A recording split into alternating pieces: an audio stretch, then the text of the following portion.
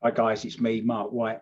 I'm not two-piece Q today. I've hung up my chain and my baseball cap just for today, or just for this particular video.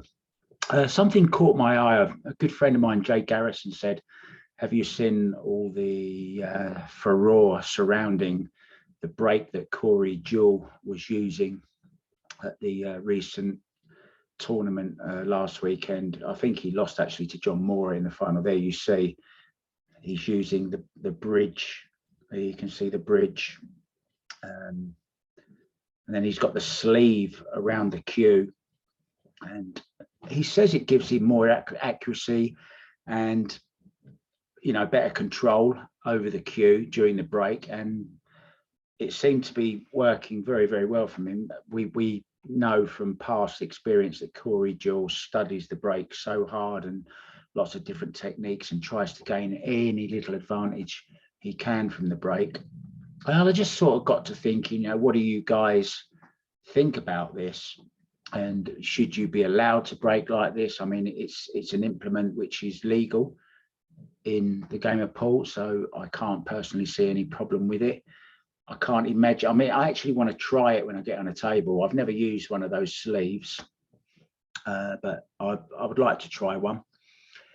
And my second point of this video was a very interesting post earlier on that I was reading on Facebook from a guy, I think his name was Jeffrey Anderson, I think it was, and he was talking about the break-off shot, and then the conversation developed into just normal shots in general, and about the big debate was how long you can actually hold on to the cue ball with the tip of your cue. Now, when I started out coaching, the coaching course that I went on was unique at the time, back in the 80s, and they never once explained it by hitting the cue ball.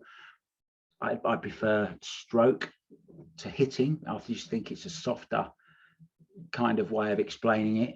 But then I was taught that it's actually a push, and the longer that you can hold on to the cue ball with your cue, the longer you can hold on to it, the more chance you've got of that ball going where you're aiming. So suffice to say, if you're aiming in the right direction, if you're on the right line of the shot, your cue arm is on the line of the shot. So it stands to reason that if you can hold on to that cue ball as long as possible, the more chance you've got of it going where you're aiming, which for the break-off shot, certainly, I believe is a huge, huge advantage. Look at players, for example, like Fedor Gorst now plays with the elbow drop. I'm a huge I love the elbow drop. I really do think it helps with a smoother stroke. You can get a lot more follow through. And if you're on the line of the shot and you get it right, you can get more reaction out of the cue ball than you can by just a shorter, stabbier follow through. I know there's certain people like Jeremy Jones doesn't like it. There's lots of people saying, oh, you should be looking at the cue ball, you should be looking at the object ball. I know where I stand on all of these, and just look at the way Fedor Gorst breaks now, and you're going to see more and more players doing this, because gone are the times when Fedor used to jump up in the air and his back leg used to flick up like a girl getting kissed in a movie. It doesn't do that anymore, and he's realized that you can be much more accurate on the break by keeping everything still and just following that cue and getting that cue arm, the elbow dropped all the way through. And that's where you can create maximum power, minimum effort, no movement, which obviously then means more accuracy. And we all know, anyone can break and smash the balls as hard as they can, but not with accuracy. And it's all about controlling that cue ball on the break with maximum power. And I'm a huge believer, and I'm sure you're going to see it more and more and more.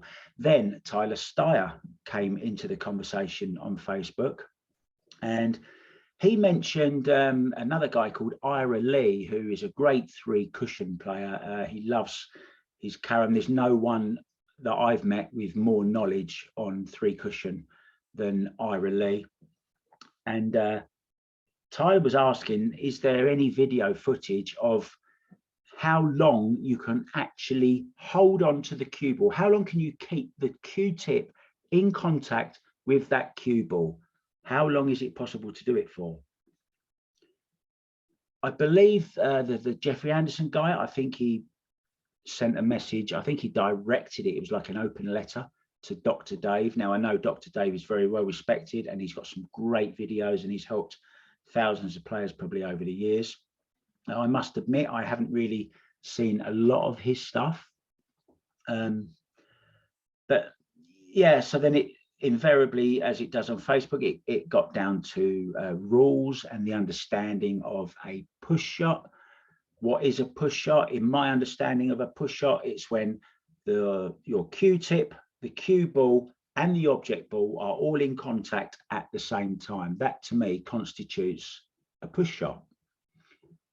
Of course, there can be what's called a double hit, but I don't think it's possible to do a foul push stroke with a break-off shot.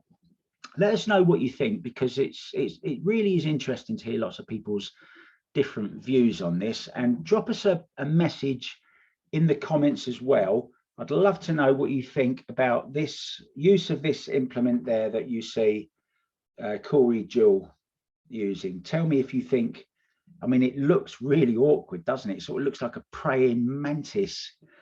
Let me know what you think about that. Have you tried it? Did it work for you? Maybe it did.